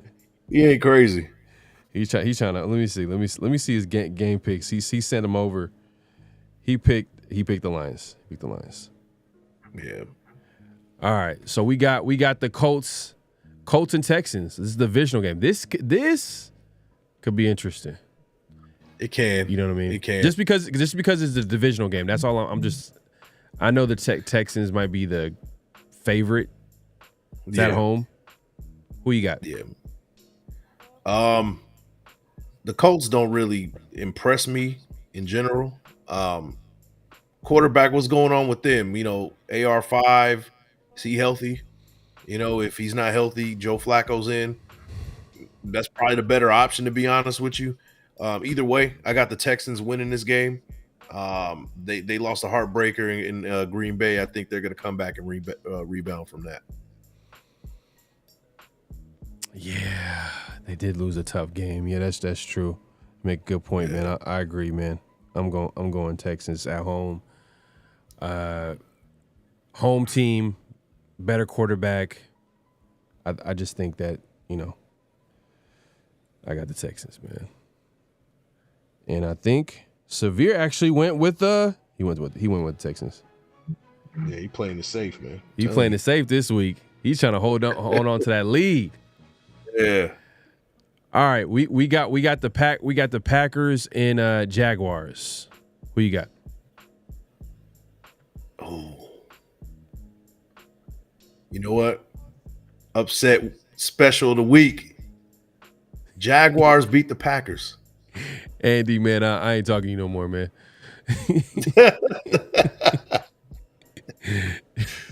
Man, shout out to Andy, man. That's my dude, man. I got Jaguars upset. I got the Jaguars upset. The Packers. Hey, this big Games upset in right here. Jacksonville. You know, a really emotional game against the Texans with the Packers. This is a game that they come out flat. I got Jaguars getting on the board winning this game. And they're back in the thick of 3-5. Yep, I got Jaguars winning this one. Mike's aggressive, man. He aggressive. Hey, man. I'm aggressive too, but this game I'm taking the Packers. All right. Yeah, I'm probably the only one that's going to pick the Jags, bro. I get it. Let's see what Severe picked. Let's see. He got the Packers as well. Yeah, I just think, man, they're too much, man. I think right now, like the Packers, the way they're playing on offense, like the way the quarterback is playing. Yeah. They got too many things better than them. I just feel like 2-5 team, 5-2 team. I know it's on the road, Jacksonville. Anything can happen any given Sunday, but I'm taking the Packers. Yeah. Oh man, we got one of the best games this weekend. We got Cardinals and Dolphins. What we got?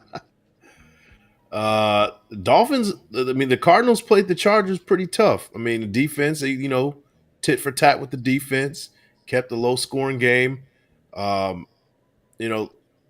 You would think that Kyler Murray and Marvin Harrison Jr. would get things started, but it hasn't happened yet.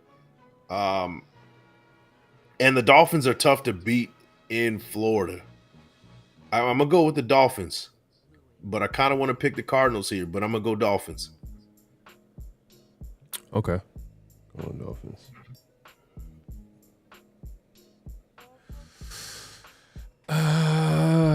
Yeah, I'm going Cardinals.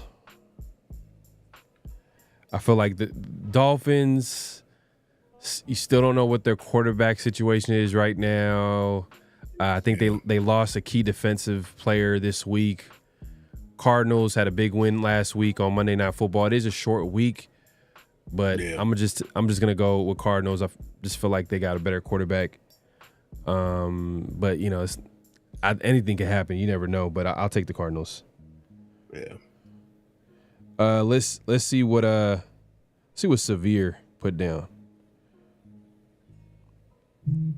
He went Dolphins. Okay.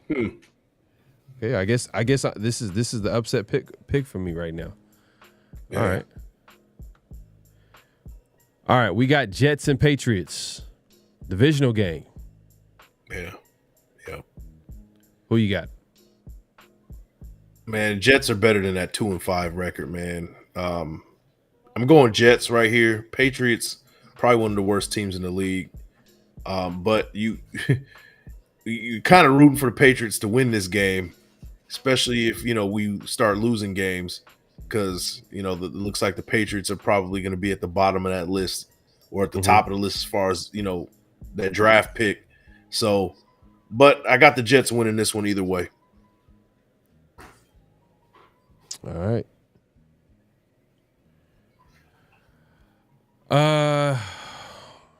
Man, this is gonna be in New England. Man, Jets is. I feel like Devontae doesn't know what he got himself into going to the Jets. They got their own problems. Man, he should have listened to me, man. He should have went to Commanders. I feel like Commanders would have been a great spot for Devontae. With a young definitely. QB, probably could have prolonged his career, you know what I mean? Just a little bit. I mean, you don't know how long Aaron Rodgers is going to play. Especially, I think Aaron Rodgers dealing with some injuries, too. But I think Jets find a way to get it done, too, to be honest with you. Yeah. Let's see. Shout out to Dixon Sider. He says Patriots upset of the week. Interesting. That name is crazy. That's a crazy name. Man, crazy name. Severe went with the Jets as well. We got Falcons and Buccaneers. Yep. Another divisional game. This one's a good one. It's go either way. One. Who you got? Buccaneers lost.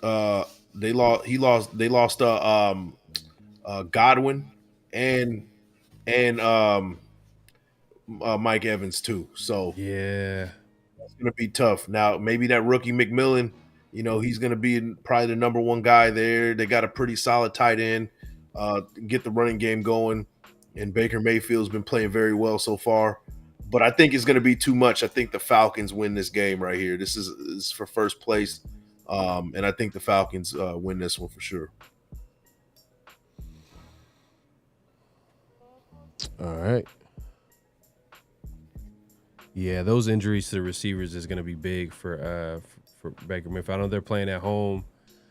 Yeah. Divisional game, they're going to play them tough, but I think Falcons are going to win this. I think they're a little bit healthier, and they caught them at the right time.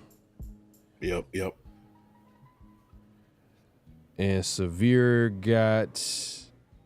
Did he pick? Let's see. Did he pick this game? Oh, he got the Falcons too. All right. So we got the Eagles and Bengals. Well, it's a good game. Bengals. That could be interesting. Game. Bengals at home. Eagles aren't looking how they used to. I got the Bengals winning this game, man. I got Bengals at home. Damn, I wanted to take the Bengals. So I'm actually taking the Bengals, and Severe actually he's taking the Eagles. Oh, here we go. That's where we narrow the lead right here, man. Yeah, I know.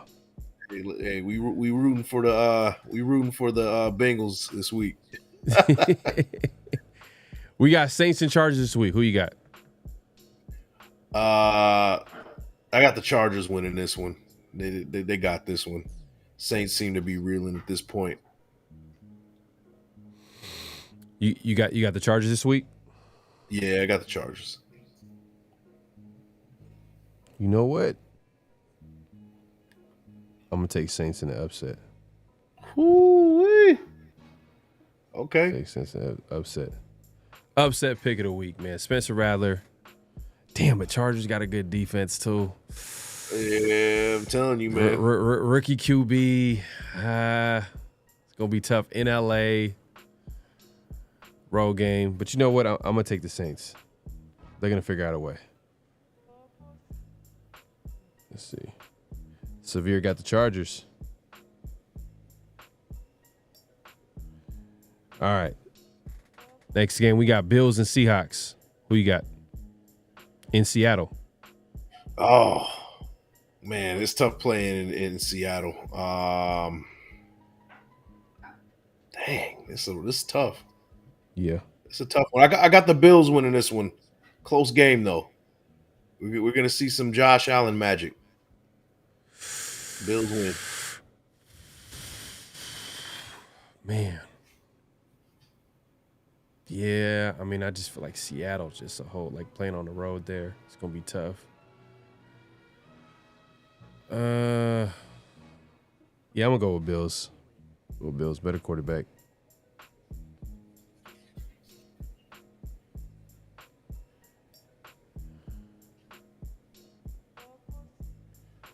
All right, and then Severe got the Bills as well.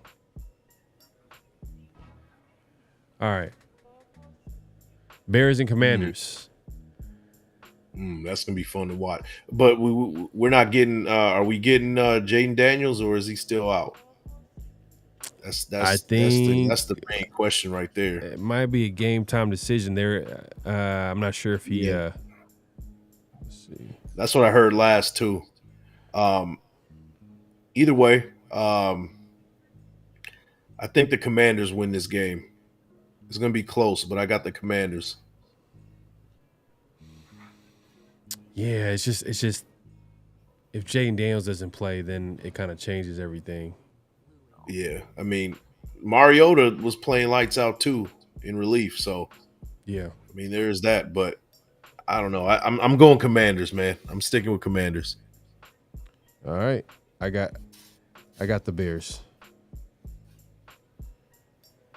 Got the Bears, man. I'm just gonna trust that because the Bears defense has been playing well. Yeah, they have. Yep. You know, and they're gonna probably be ready for Mariota to come in the game. So just because they know that the injuries that the Commanders are dealing with Jaden Daniels. So I'm gonna go Bears, and I think Severe. He picked the Commanders.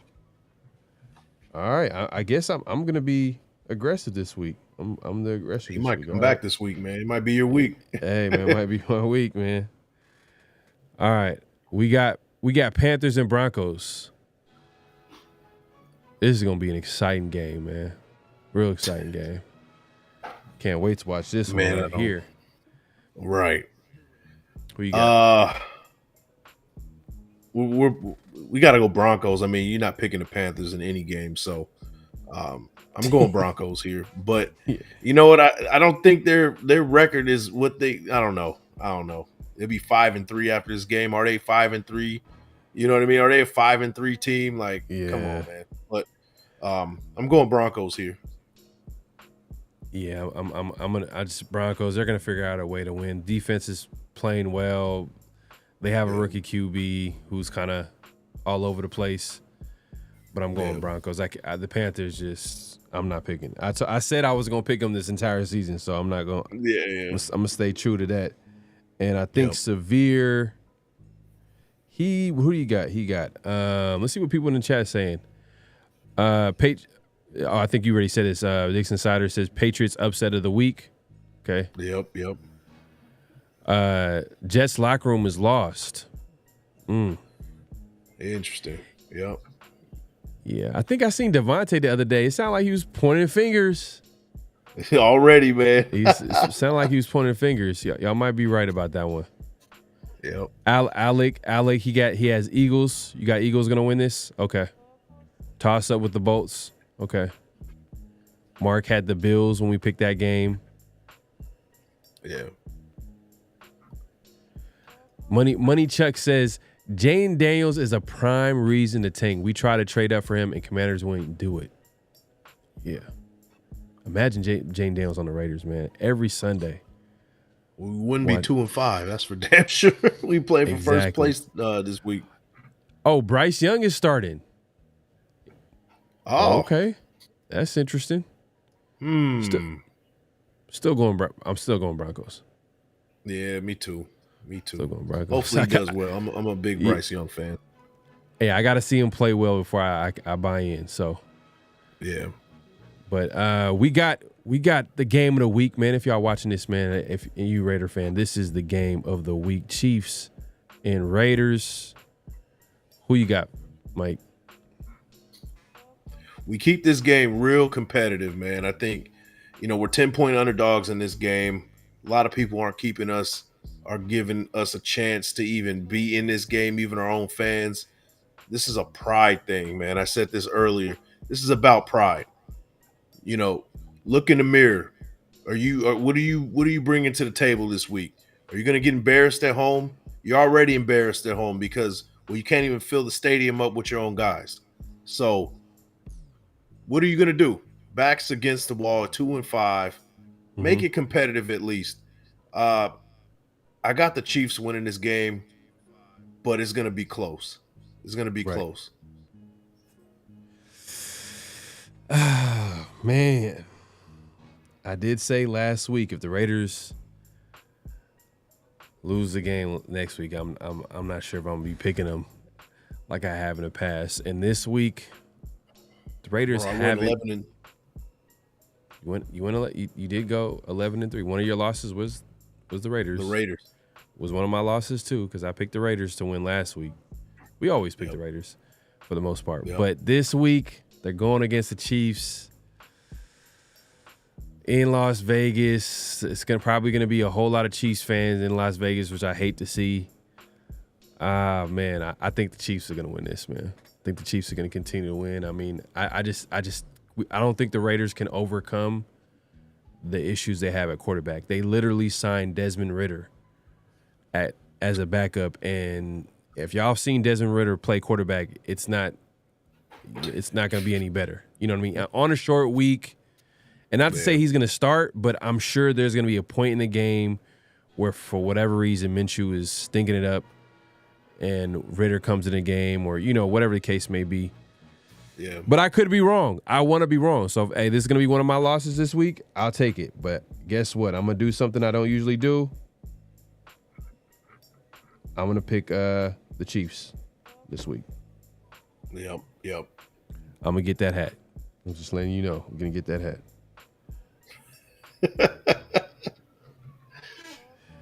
All right, let's see who's Severe get. He picked the Chiefs. He picked the Chiefs. So, hey, you already know he picked the Chiefs. Severe cutthroat, man. He ain't like giving up that lead, bro. Yeah, he's not giving up that lead. So Mike picked the Raiders. I picked the Chiefs. No, I got the Chiefs. I got the You got the Chiefs too? Yeah. All three of us got the Chiefs. Fuck. It's nasty work out here, bro.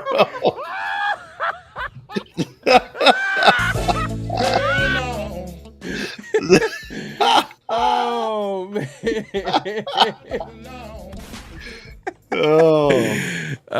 You had to change it. Yeah, I got the Chiefs, bro. Oh man, hey man, when you competitive, man. That's funny. Man, but I feel you, man. It's we being real. Yeah, I got the Chiefs. Damn. But if I'm wrong, I'll take the L, man. Y'all remind us. You let us know. Hey, what are y'all thinking? Picking against the Raiders. The Raiders win.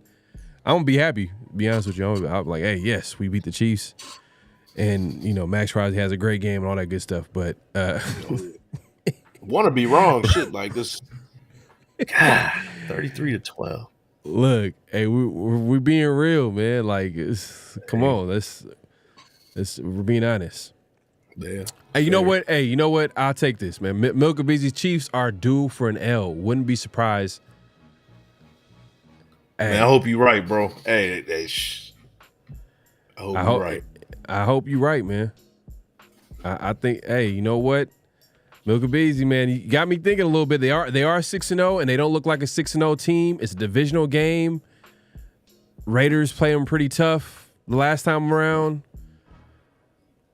But it's just Carter Minshew is just, my God, I can't. Too much, man. Yeah, it's just too much to overcome. Like the defense played well last week. The Raiders defense played well last week to win the game. If they had average QB play, just had average. Yep. It is what it is. Mark, I feel you.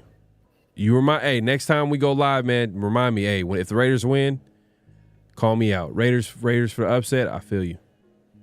Yep. Hey, man, I'm just being honest. Just being honest, man. Oh, man. Alex says Ridder only been on the team a few days. He has some promise and a live arm. Yeah, we'll see. We'll see, man. We'll see. We'll definitely see. But let's move it on to the next game. We got Cowboys and 49ers. This is a historic rivalry. Yeah, I think the Raiders had their historic rivalry a couple weeks ago with the Steelers. The 49ers and Cowboys have always been like a little rivalry since back in like the 80s. Like the 80s, I think that's probably when it started. In the 80s. Yeah. Joe Montana's crazy, his legendary throw and back in the end zone, It is what it is. Who cares about the 49ers? But Cowboys, 49ers, who you got? I got the 49ers rebounding from last week. They're at home. And the Cowboys, that coach is going to be on the hot seat, spicy hot seat after this game. I got the 49ers. All right. Man, the Cowboys are just one of those teams that, like, they go back and forth. Yeah. But I watched him last week. Man, Purdy is not playing well.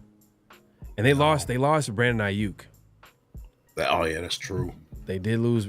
He's out for the season. That's a big blow for their offense. It is at Levi Stadium. Yeah. I'm going Cowboys. I hate the Niners. That's how much I hate the Niners, man. I'm always trying to figure out. I hate both of them teams, bro. To be honest with you. Yeah. Let's see who Severe got. I think he picked 49ers. Man, this might be my week. This man. might be comeback season. Yeah, it might be comeback season. It might be my week, you, man. Bro. I'm telling you, it could either be all bad. It could be all bad, or it could be really good. Yeah. Money check says 34-6. Jeez. Sheesh. Mark has 49ers. Okay. Rambo. Okay, me and Rambo on the same page. Okay, Cowboy. You got Cowboys. I can see that. I can see that. Facts. If the Cowboys ever going to beat the Niners, it's this week. 100%. They are they're dealing with some issues, and I'm not sure. Does McCaffrey come back this week? Is he still out? I don't know. I'm not sure if he's.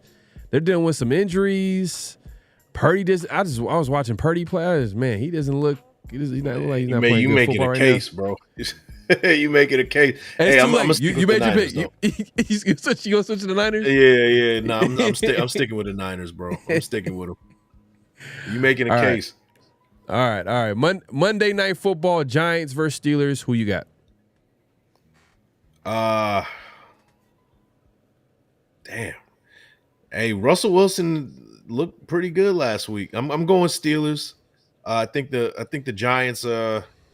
They just don't have it this year. I'm going Steelers. Steelers. Yes, I'm going Steelers too. This is gonna be at home. Yeah.